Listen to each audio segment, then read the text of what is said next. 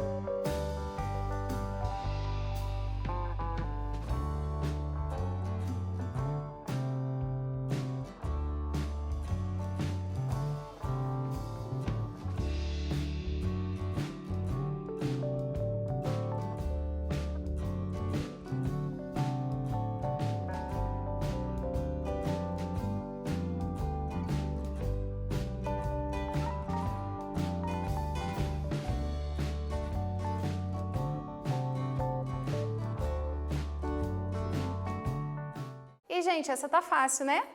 E aí, meu jovem, vamos ver qual é a resposta?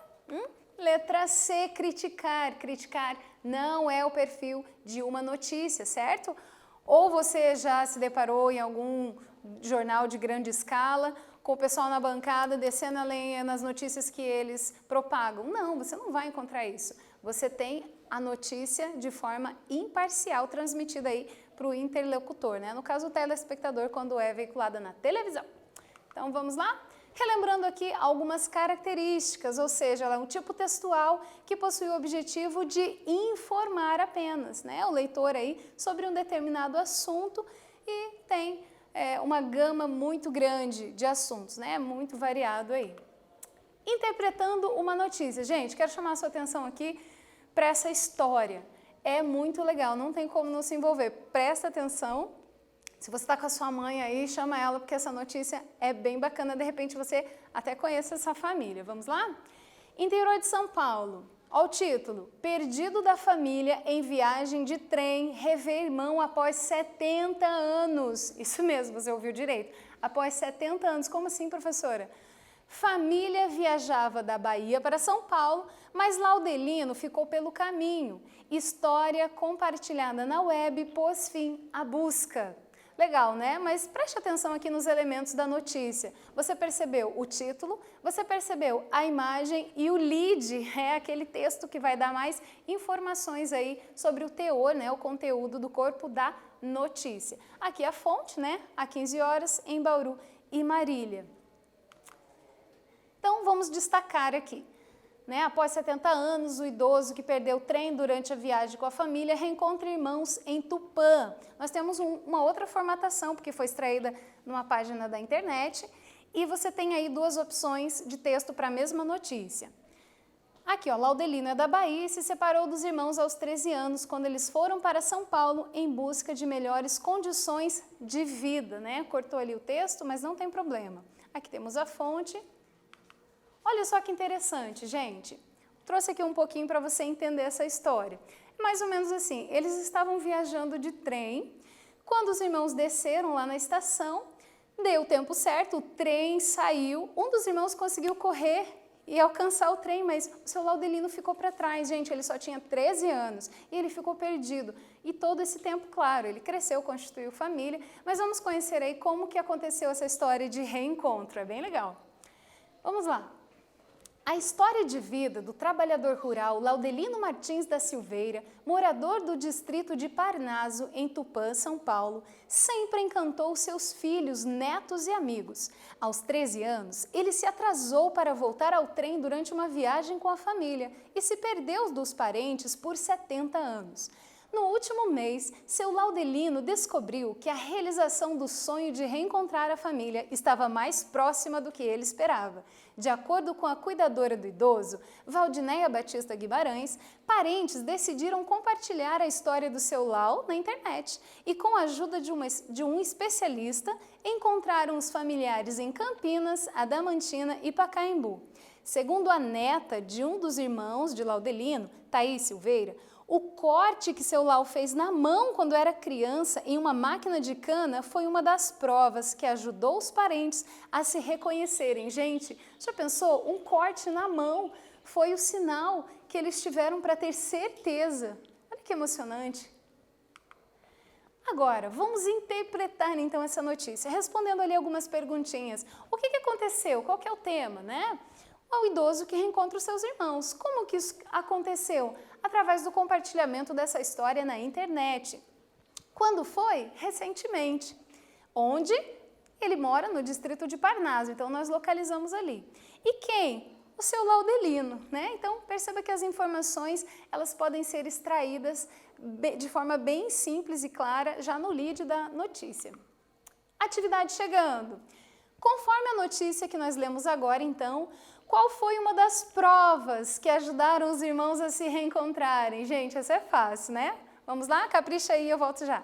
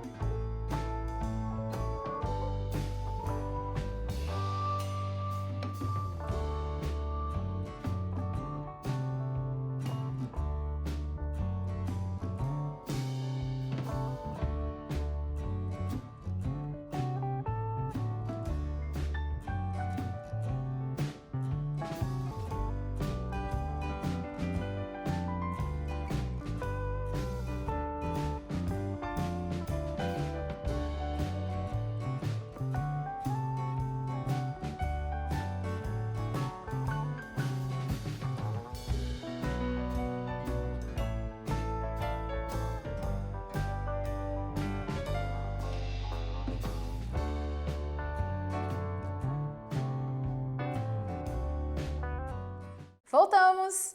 Gente, essa tá melzinho na espeta, né? Confessa, olha lá. Claro que foi o corte, né, na mão do seu Laudelino que ajudou o reconhecimento aí, claro, né, dos irmãos, ou seja, quando ele era criança, ele sofreu aí esse acidente numa máquina de caldo de cana. Gênero notícia, vamos relembrar um pouquinho das características da notícia? Você se lembra que a notícia é um texto propagandístico, isso mesmo. Tem aí o intuito de vender, né, de comercializar as notícias. E também a linguagem é adequada, ela é clara, ela é uma linguagem imparcial, né, ela não traz críticas e que mais? É objetiva, né? Marcou aí? Vamos lá. Atividade 2. Uma tirinha aqui pra gente. Preste atenção no diálogo. Oh, que flor linda, graciosa e perfumada. Nossa, Arthur, como tu é romântico. É a flor que faltava no meu jardim. Ai, ai. Por acaso tu sabe o nome dela? Quebrou as pernas da menina aí, né? Identifique e corrija os erros de concordância verbal presentes na tira. Você pode não ter percebido, mas existem, estão aí. Segundo a gramática normativa. Então, olhem bem, sublinhe e faça a correção aí no seu caderno. Nós voltamos daqui a pouquinho.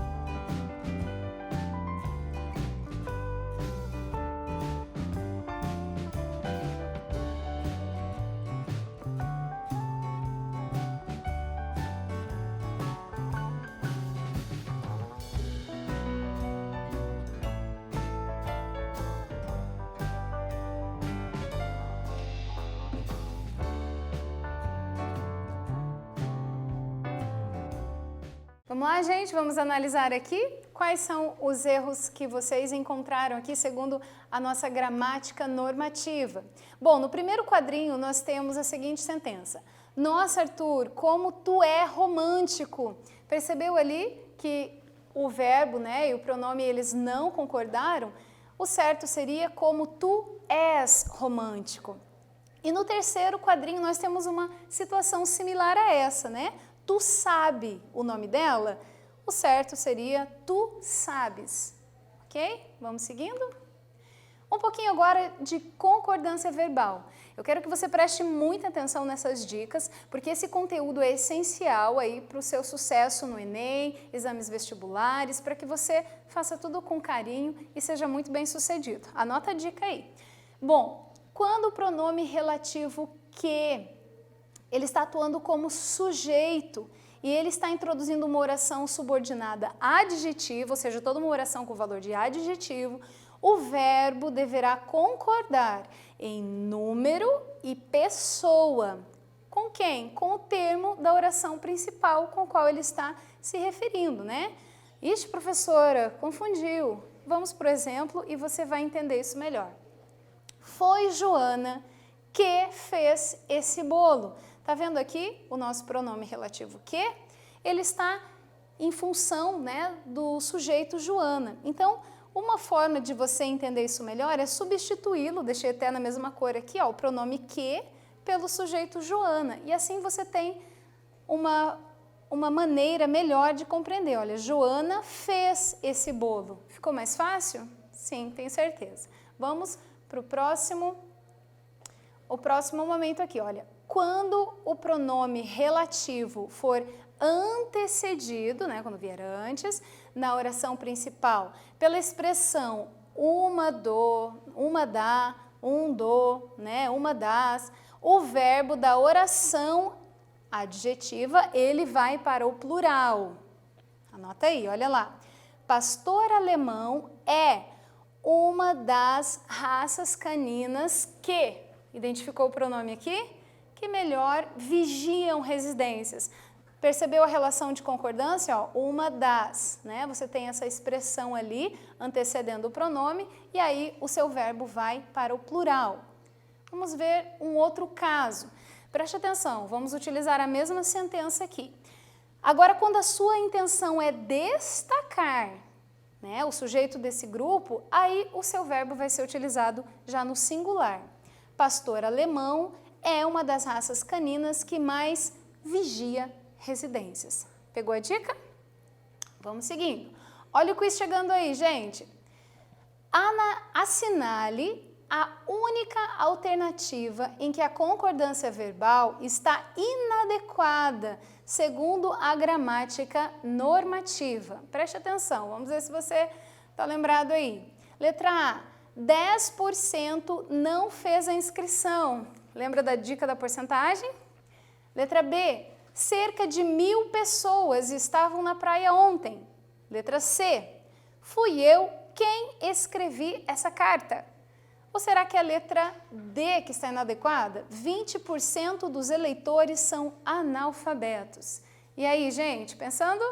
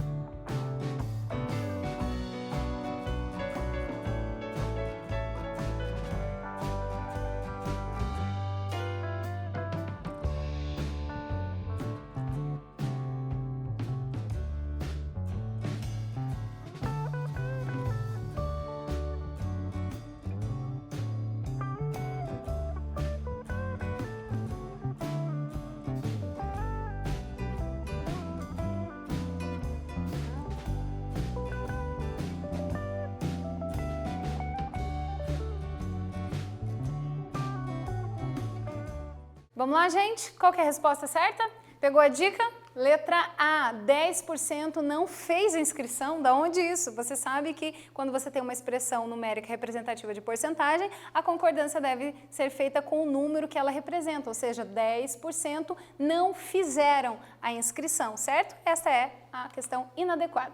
Seguindo aqui, então, pronome relativo quem. Nós vimos ali o pronome que e agora vamos observar como se deve fazer a concordância com o pronome relativo quem. Quando o pronome for o sujeito da oração, tá? O verbo ele pode concordar com o antecedente do pronome ou com o próprio nome na terceira pessoa do singular. Você tem as duas opções. Essa é bem fácil. Olha lá. Fui eu quem reservei a hospedagem ou fui eu quem reservou a hospedagem. Eu sei que essa é uma questão de dúvida, mas tanto faz aí, tá? Vamos lá? Quando você tem pronomes indefinidos e interrogativos, como deve ser feita a concordância? Bom, primeiro caso, quando o sujeito apresenta expressões com pronomes indefinidos ou interrogativos, no plural, e vem seguido da preposição de, E dos pronomes nós e vós, o verbo ele vai ser flexionado sempre no plural. Mas ele também pode concordar em pessoa, tanto com o pronome indefinido, né, na terceira pessoa, como com o pronome pessoal. Olha lá, alguns de nós poderão saber a verdade ainda hoje, ou alguns de nós poderemos saber a verdade ainda hoje. Fácil, né? Que bom que tem aí as duas opções e aí você foge do erro. Segundo caso, quando o seu pronome indefinido ou interrogativo ele estiver no singular. Professora, o que eu devo fazer nesse caso? O seu verbo vai concordar com a pessoa pronominal, ou seja, né, na terceira do singular ali. Olha o exemplo. Nenhum de nós merece sofrer. Veja que eu destaquei as cores. Nenhum merece sofrer. Se você fosse compactar ali, você teria essa forma. Fácil, né? Casos especiais, né? Ou um caso especial ali, quando você tem um sujeito composto e ele é pós-posto ao verbo, né? Ou seja, vem depois. Você tem duas possibilidades. A primeira dela, quando o verbo está no plural, ele vai concordar com todos os núcleos. Entraram na sala o professor e os alunos. Fácil. E o segundo caso, quando o verbo está no singular, concordando apenas com o núcleo mais próximo a ele, né? Entrou na sala o professor e os alunos. Uma concordância por aproximação, veja, entrou o professor. Viu aí? Fácil, né? Um quiz para nós finalizarmos. Assinale a alternativa que melhor completa as orações a seguir. Então, você tem aqui letra A, B e C e tem as alternativas aqui, as orações. Mais de 15 atletas participamos da competição? Escolhe aí. Fui eu que preparei o almoço? Não compareceram à prova 10% dos competidores? E aí, gente, qual alternativa você escolhe?